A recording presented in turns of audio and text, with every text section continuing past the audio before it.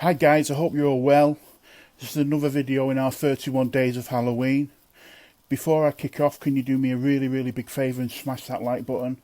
And if you can, share this video with as many of your friends as you can on social media, i.e. Facebook and Instagram and everything else. Anyway, what I'm going to talk about today is the most haunted places in Cornwall.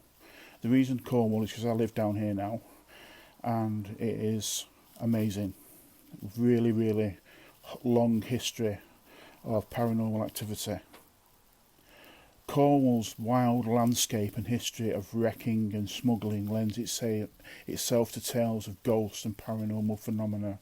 Myths and legends abound, from the ghost of Merlin, said to inhabit a creepy cave beneath Tintagel Castle, to the beast of Bodmin Moor, accused of savaging livestock in the dead of night. So here we go. The first place, which is not far from where I actually live, is Jamaica Inn. Built as a coaching house in 1750 and is located right in the middle of Bodmin Moor, Jamaica Inn is alleged to be one of the most haunted places in Britain. Resident ghosts include a malevolent highwayman in a three-cornered hat who walks through the locked doors, an anguished young mother with a baby who inhabits the mirror in room 5, and a murdered young smuggler who paces around the courtyard in the middle of the night. The inn is beautiful and it is scary, and they have ghost tours, and I would recommend, and by the way, they do beautiful food as well. They've got a lovely restaurant as well, which I know has got nothing to do with hauntings, but I recommend it if you get the opportunity. Okay, the next one, Bodmin Moor. The bleak, windswept landscape of Bodmin Moor is imbued with more than its fair share of myths and legend. At Dole's Mary Pool, said to harbour King Arthur's sword, the ghost of the hapless Tregeagle can still be heard howling across the moors, while the ghost of Charlotte Demond, murdered by her crippled lover, is regularly seen on the slopes of Rugter clad in a gown and a silk bonnet. Hard evidence exists of a huge black panther-like creature known as the Beast of Bodmin Moor, which I have seen. I have seen it on 3 occasions, I think, which has been seen more than 60 times.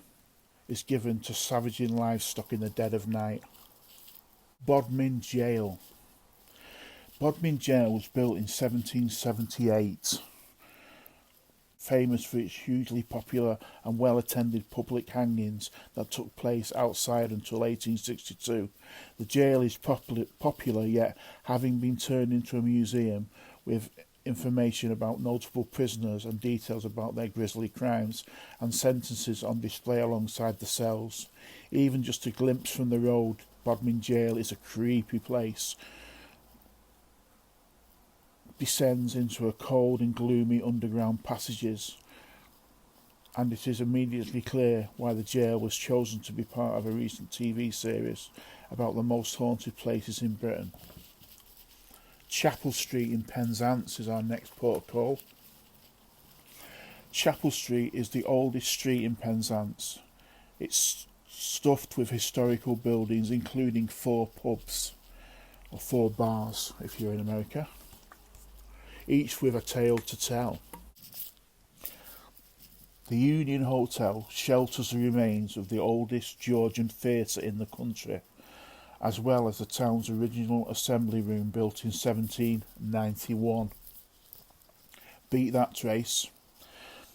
The Regent is one of the oldest buildings in Penzance, a former temperance hall that dates back 400 years.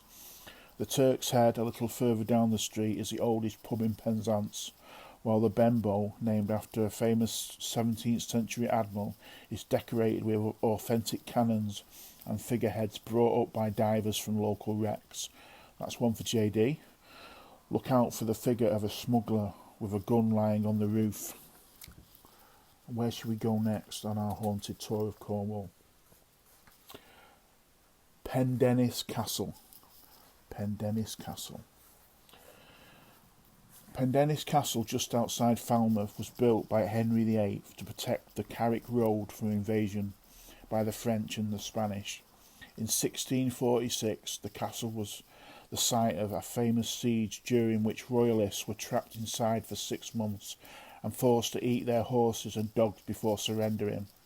The piercing screams of a kitchen maid who fell to her death while carrying a tray of food has been heard by numerous visitors, as have strange footsteps on the staircase that no longer leads anywhere. Tintagel. Okie doke. Tintagel is home to the ruins of a 12th century castle with strong mythical associations to King Arthur and at least 5 well-known ghosts. 3 of these reside at the Camelot Castle Hotel, indulging in such activities as throwing paintings from the wall, waking people up in the dead of night to give them a bed bath. I'll be signing up for that. And going through the hotel bins. I think that might be rats. A 4th is a former employee of the hotel who died about 70 years ago and can often be seen walking along the path to the hotel from his cottage, which was once owned by Kate Winslet. Tintagel Castle itself is set on a dramatic headland under which lurks a dark, dank cave thought to be haunted by the ghost of Merlin. Right, where else should we go today? Wheel Coats. Wheel Coats. WHEAL